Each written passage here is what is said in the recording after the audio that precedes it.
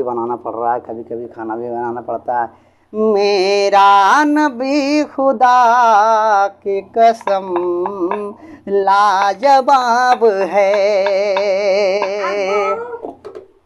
हाँ बेटा, आज आप खाना बना रहे हैं, अम्मी कहाँ गई? अम्मी, तुम्हारी अम्मी का आज तबीयत खराब है बेटा, इसीलिए मैंने सोचा कि आप लोग भूखे ना रहो, इसीलिए मैं खाना बना रहा हूँ। देख लो सब्जी, कुंदरी का सब्जी बनाया है और ये रोटी भी बना लिया मैंने, ठीक है।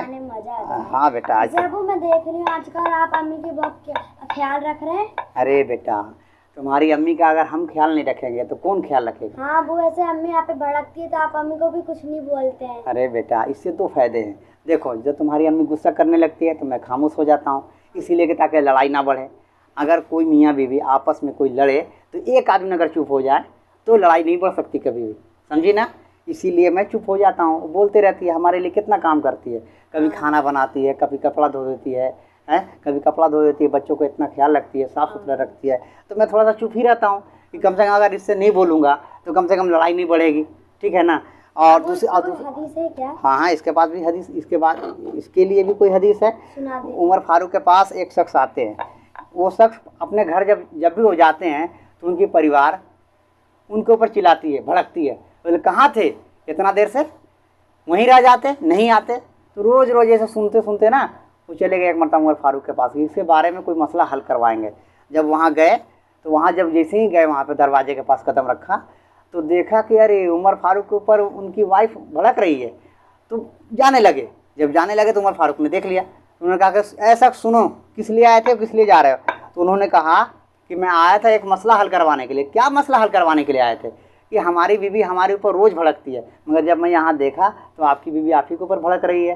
तो उमर फारूक ने कहा कि बैठो बैठो, यहाँ पर तसल्ली से समझाता हूँ। देखो, वो भड़क रही है तो हम उसको बोल नहीं रहे हैं, तो इससे दो फ़ायदा है। अगर हम खामोश है, वो बोल रही है, तो लड़ाई झगड़ा नहीं होगा आपस में। और हमारा वो कितना ख्याल रखती है, कपड़े धोती है, बच्चे को ख्याल रखती है, खाना बनाती है। तो कभी कभी गुस्सा आ जाता है, तो बोलती रहती है, मैं चुप रहता हूँ, तो इससे लड़ाई झगड़ा नहीं होता, ठीक है ना। तो इसीलिए जब भी मियाँ बीवी का कोई लड़ाई झगड़ा हो, अगर एक बोल रहा है तो एक खामोश हो जाना चाहिए, ठीक है ना। और बात रही तुम्हारी अम्मी का बात सुनने का, तो तुम्हारी अम्मी को आने से मैं बहुत ज़्यादा सुधर गया हूँ, ठीक है। पहले ऐसे नहीं था, पहले मेरे चेहरे पे दाढ़ी नहीं था, पहले मैं उतना नमाज़ नहीं पढ़ा करता था। मगर जब तुम्हारी अम्मी आई तो देखो, चेहरे पे दाढ़ी भी सजा लिया, हुजूर का सुन्नत भी अदा हो गया और नमाज भी पढ़ता हूँ। बाकी कबूल करने वाला तो अल्लाह है ना, ठीक है। और तीसरी बात ये है कि देखो, तुम्हारी अम्मी का अगर हम ख्याल नहीं रखेंगे तो कौन ख्याल रखेगा? तुम्हारी अम्मी को निकाह करके मैं लाया हूँ, वो अपने माँ बाप को छोड़ के आई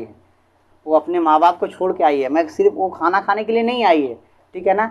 वो आई है अपने घर छोड़कर, तो मेरा फ़र्ज़ बनता है कि मैं उसको ज़्यादा से ज़्यादा ध्यान दूँ। आधा हक उसके ऊपर, उसका मेरे ऊपर है, और मेरा आधा हक उसके ऊपर है, तो दोनों का बराबर हुआ। मियाँ बीवी का हिस्सा बराबर होता है, ठीक है ना। उसका भी हिस्सा हमारे ऊपर है और हमारा भी हिस्सा उनके ऊपर है, ठीक है ना। तो इसीलिए आपस में लड़ाई नहीं करना है, और मियाँ बीवी का तो खास करके लड़ाई नहीं करना कि अगर एक बोले तो एक खामोश हो जाओ, कभी भी लड़ाई नहीं होगा इंशाअल्लाह ताला, ठीक है ना। इसीलिए तुम्हारी अम्मी का कभी कभी बात सुन लेते हैं, ठीक है ना। मेरा